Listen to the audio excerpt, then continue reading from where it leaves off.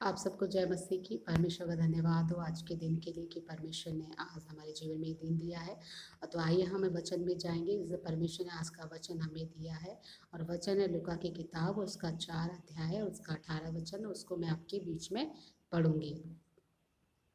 प्रभु का आत्मा मुझ पर है, इसलिए कि उसने कंगालों को सुसमाचार सुनाने के लिए मेरा अभिषेक किया है, और मुझे इसलिए भेजा है कि बंदियों को छुटकारे का और अंधों को दृष्टि पाने का सुसमाचार प्रचार करूं और कुचले हुए को छुड़ाऊं। तो परमेश्वर ने आज ये वचन दिया है। और जब इस वचन को हम देखते हैं कि परमेश्वर का जो परमेश्वर का एक दर्शन है, ये परमेश्वर का एक विज़न है कि परमेश्वर खुद यीशु मसीह जब आराधनालय में होते हैं और वहाँ पर इस बात को पढ़ते हैं कि परमेश्वर का आत्मा मुझ पर है और उसने मेरा अभिषेक किया है। तो ये परमेश्वर का दर्शन था कि वो कंगालों को सुसमाचार सुनाने के लिए, और जो बंदी हैं उनको छुटकारे के लिए, और जो अंधे हैं उनको दृष्टि पाने का, जो कुचले हुए हैं उनको छुड़ाऊं। ये परमेश्वर का दर्शन था। और यही दर्शन आज परमेश्वर ने हमें भी दिया है कि जो लोग कुचले हुए हैं, जो लोग बंधनों में हैं और जो अंधकार में हैं, वो लोग प्रभु यीशु मसीह में बचाए जाए। मैं आपको एक व्यक्ति के विषय में बताना चाहूँगी जिसका नाम है नहम्याह।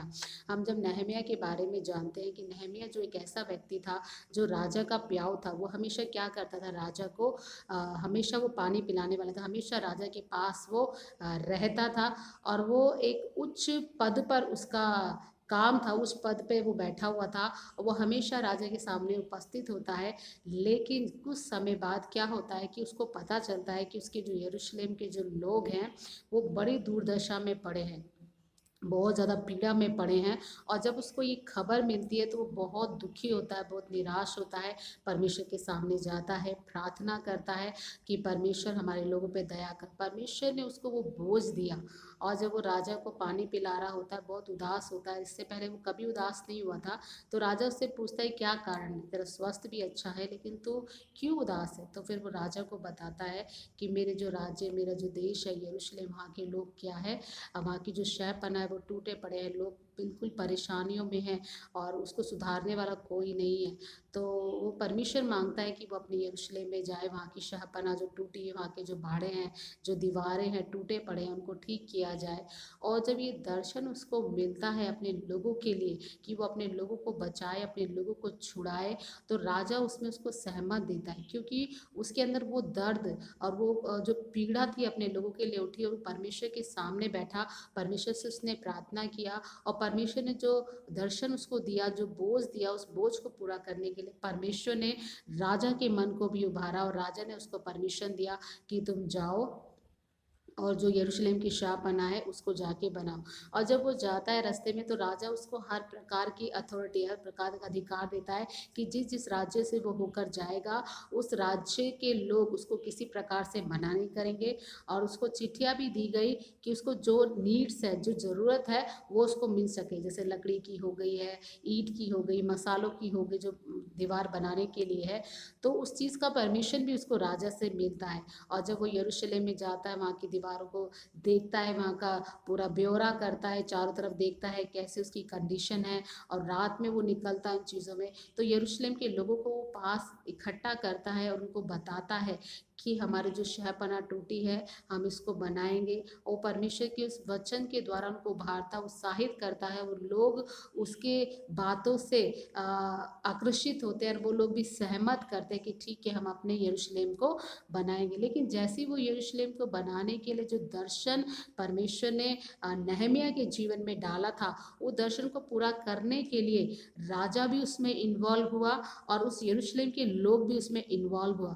तो जब परमेश्वर हमें जो दर्शन देते हैं, जब भी हमने वचन पढ़ा कि परमेश्वर ने कहा कि परमेश्वर का आत्मा मुझ पर है, उसने मेरा अभिषेक किया है। तो परमेश्वर ने जो अभिषेक जो हमें करता है, जो उसका आत्मा हमारे ऊपर रहता है, वो इसलिए रहता है ताकि जो परमेश्वर का दर्शन है वो हमारा दर्शन बन जाए। और जब वो परमेश्वर का दर्शन जब हमारा दर्शन बनता है तो उसको पूरा करने के लिए परमेश्वर बड़े बड़े अधिकारियों को भी हमारे काम को करने के लिए खड़ा करता है, कलीसिया के लोगों के मन को उभारता है, ताकि परमेश्वर का जो दर्शन है वो पूरा किया जाए। और परमेश्वर का दर्शन किसके द्वारा पूरा होगा, हमारे द्वारा पूरा होगा। जब नहम्याह के जीवन में ये बोझ आया, उसने दर्शन को पूरा करने के लिए उसके जीवन में बहुत दुख आई, बहुत पीड़ा आई, बहुत परेशानी आई, लेकिन वो लोगों से डरा नहीं, वो घबराए नहीं। लोगों ने धमकियां भी दी, जो रईस लोग थे, जो धनवान लोग थे, उन्होंने उनका मजाक भी उड़ाया, उनको ठट्टों में भी उड़ाया, लेकिन नहम्याह ने अपने लोगों को हियाव दिया, हिम्मत दिया कि तुम उनसे मत डरो, हमारा परमेश्वर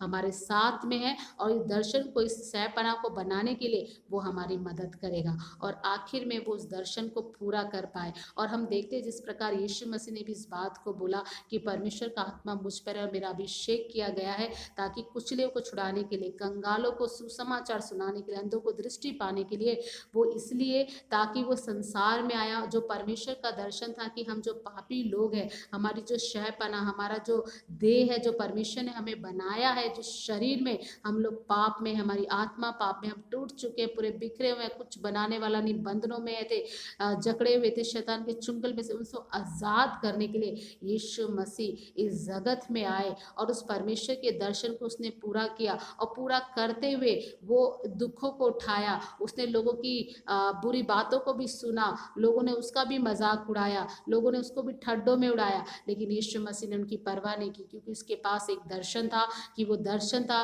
कि वो अपने परमेश्वर का जो दर्शन उसको दिया गया था कि वो उसको पूरा करे, और उस दर्शन को पूरा करने के लिए वो आगे बढ़ता रहा। और उस दर्शन को पूरा करने के लिए उसने हर एक वो दुख जो रोमी शासन ने जो उस पर दुख दिया, पीड़ा दिया, कि उसको कोड़े मारे गए, उसको कांटों का ताज पहनाया गया, कीलें ठोकी गई और उसको क्रूस पे लटकाया गया, और वो क्रूस पे मारा गया, गाड़ा गया और फिर तीसरे दिन जी उठा।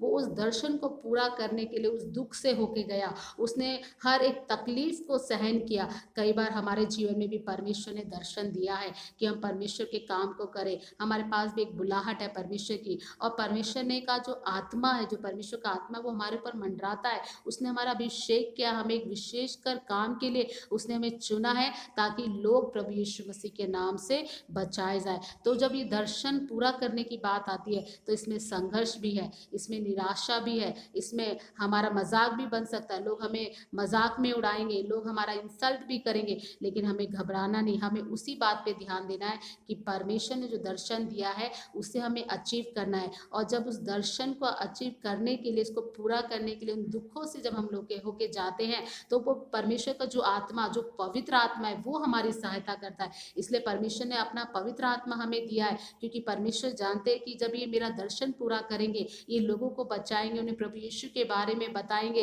तो उनके जीवन में दुख भी आएगी, निराशा भी आएगी, चिंताएं आएंगी, वो हताश हो जाएंगे, पूरे निराश हो जाएंगे। लेकिन जो परमेश्वर का आत्मा है वो हमें नया बल देगा, हमें हिम्मत देगा, हमें बुद्धि देगा, हमें समझ देगा, हमें काउंसलिंग करेगा, ताकि वो परमेश्वर के दर्शन को हम पूरा कर सके। मेरे प्रिय भाई बहनों, परमेश्वर ने आपको भी दर्शन दिया है कि आप लोगों को बचाएं और लोगों को सुसमाचार सुनाएं, ताकि ये संसार यीशु के नाम से बचाया जा सके, शैतान के चुंगल से लोग आज़ाद हो जाए, वो बंधनों से आज़ाद हो जाए, वो जो दृष्टि पाए, यीशु मसीह की रोशनी उनके जीवन में आ जाए, वो अंधकार से बाहर निकल जाए। वो दर्शन परमेश्वर ने आपके मन में डाला है। वो दर्शन को पूरा करने के लिए आप निराश नहीं हुई, आप हताश नहीं हुई कि हमारे लोग हमको क्या बोल रहे हैं, लोग हमें मजाक में उड़ा रहे हैं कि ये लोग क्या करेंगे, ये लोग कुछ नहीं कर सकते। लेकिन पवित्र आत्मा आपको मदद करेगा, आपकी वो डिप्रेशन को वो ओवरकम करेगा, उसको कम करेगा, उसको बढ़ाएगा नहीं, और आपको दिन प्रतिदिन वो आपको अगुवाई में लेके चलेगा,